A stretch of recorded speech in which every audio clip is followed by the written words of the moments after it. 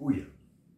In Medemblik lieten ze wat oude schilderijen hingen in het oude historische gemeentehuis. Ja, hoor weet ik net wat je maakt met zo'n oude gemeentehuis, dat broek je niet meer, dat breek ik net uit. Dat hingelitten van die schilderijen dat hier net matten, want ze zijn nou stel. Een van die stelende schilderijen die bracht de hele provincie Friesland in opspoor. Een schilderij van koning Redbad.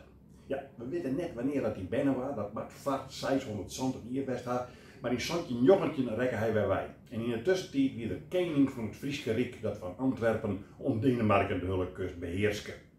Beheerske, zeg ik. Want Redbad die moest al wat knakken om het Rijk te behouden. En wij Friesen, wij vochten met hem mee, want wij vochten altijd voor uw vrijheid. Alweer die onder Redbad verzels ik net al te best. Lieke goed ben we ook grutsk op Redbad, al jeder hij doet verzels dan gewoon Radboud. Wij weten hoe hij eruit zegt, want in 1663, 1000 jaar later, had Emmen, we weten net niet waar, een schilderij van hem maken. En dan vraag je je, hoe wist die schilderij nou hoe het Redbad eruit zien had? Nou, ik denk dat ze Redbad zijn mobiele telefoontje voor had en er stier nog een selfie op. Zat zo het schilderij er ik wel wat uit, vrij idioot om zo'n misschilderij te stellen, want dat rijdt je ook geen mens meer kwijt. En het hong daar, want de Medemblikkers die gingen ervoor uit dat Redbad daar wennen.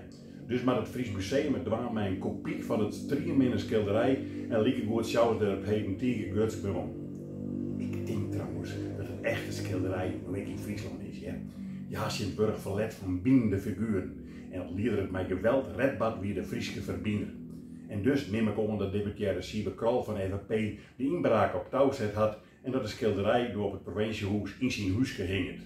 Wat hij het niet meer weet, dan weet Redbad wel hoe het bad. Hou er maar in, Siebe.